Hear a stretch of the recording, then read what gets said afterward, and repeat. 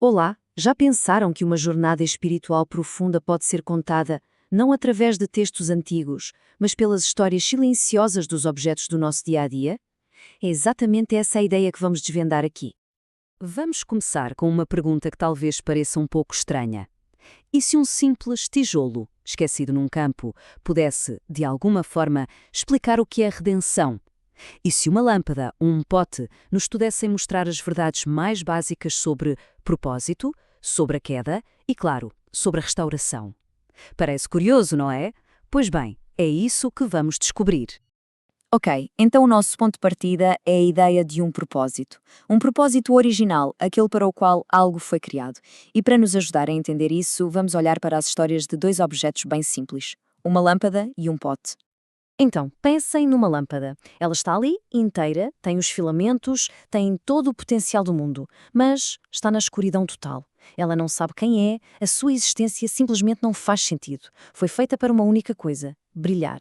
Mas sozinha ela não consegue fazer absolutamente nada. E é aqui que tudo muda. É o momento da viragem. Porque a identidade, o valor, a própria luz só ganham vida no instante em que a lâmpada é ligada à fonte de energia. A sua existência, na verdade, só começa com essa ação externa do seu Criador. É ele que lhe dá o propósito. E agora, vamos à história do pote. Imaginem, ele foi feito com cuidado, com beleza, destinado a algo nobre, como conter água pura, um objeto de honra. Mas, um dia, ele cai e acaba esquecido num canto escuro a ser usado como um caixote de lixo. Dá para imaginar o que ele sente? Sujo, envergonhado, servindo a um propósito que não tem nada a ver com aquilo para que foi criado?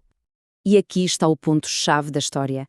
Mesmo que o pote tenha sido desviado, mal utilizado, o seu verdadeiro dono nunca, mas nunca se esquece dele. Ele vai lá, reclama o que é seu, limpa o pote com todo o cuidado e coloca-o de volta no seu lugar de honra. A lição?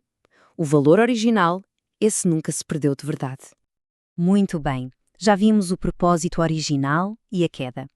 Agora vamos para a segunda parte desta grande história, a restauração. Aqui o foco é em como aquilo que foi rejeitado, que foi partido, pode ser encontrado e de alguma forma voltar a ser inteiro. E para isso temos a história de um tijolo. Ele foi feito para algo grandioso, sabem? Fazer parte da mansão do rei. Mas por algum motivo é descartado. Fica ali, sozinho, num campo, exposto à chuva, ao sol, coberto de pó, de limo. Ele quase que se habitua à ideia de que foi excluído, que não serve para nada. Mas o que vira o jogo completamente é a perspectiva do grande construtor. Para toda a gente que passava por ali, aquele tijolo era só lixo, mas para o seu criador, ele nunca perdeu o valor. O construtor sabe exatamente qual é o lugar dele no grande plano, e até aquelas marcas do tempo, o limo, o pó, tudo isso ganha um novo significado. E que dizer da história do pano de cozinha? Pensem bem, ele serviu tanto, enxugou pratos, limpou a mesa, talvez até enxugou lágrimas. Mas, de tanto ser usado, ficou gasto, rasgado, parece que a sua utilidade chegou ao fim, não é? E o seu destino é o fundo de uma gaveta esquecido. Só que o dono não o deita fora. E o processo de o restaurar é feito com um cuidado imenso. Cada rasgão é cozido, não só para remendar, mas para transformar. As marcas do uso não são apagadas. Pelo contrário, elas passam a fazer parte de uma nova história. Uma história de serviço renovado. Chegamos então ao ato final da nossa jornada e aqui as coisas ficam ainda mais profundas. Vamos falar sobre a descoberta de um valor que estava oculto e, por outro lado, o confronto com verdades que estavam bem escondidas. A nossa próxima história é sobre uma pedra. Mas não uma pedra preciosa, nada disso. Uma pedra comum, sem beleza, sem brilho nenhum. O seu único trabalho era segurar uma porta velha para não fechar. E sabem que mais? A pedra até se sentia útil, estava contente com aquele papel simples. Até que um dia o dono olhou para ela, mas com outros olhos. Esta frase é tudo. É o sinal de que há algo muito mais profundo prestes a ser descoberto. Algo que vai muito para além de simplesmente segurar uma porta. E a revelação é absolutamente espantosa. O dono pega naquela pedra banal, parte-a ao meio e, lá dentro, debaixo de toda aquela casca de terra e sujidade, estava uma gema rara.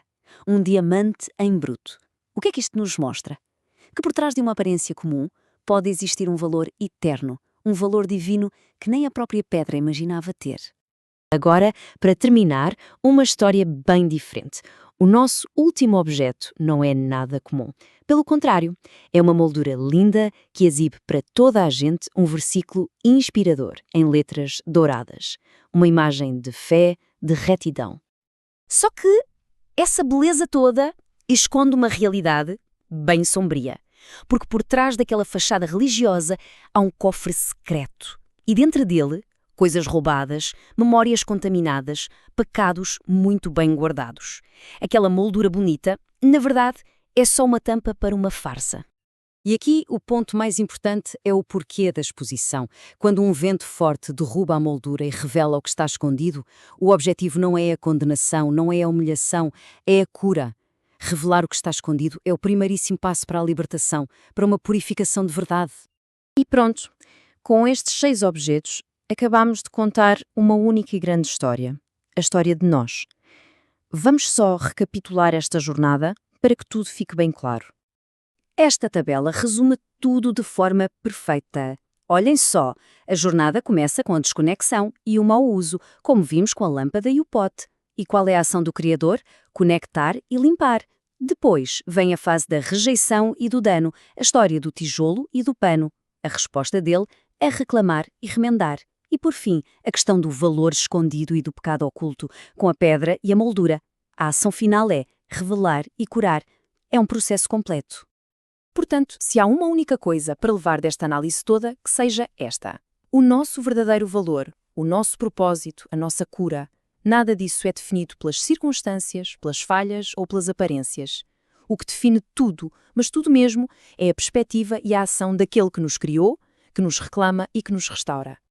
E terminamos com uma pergunta que fica para reflexão.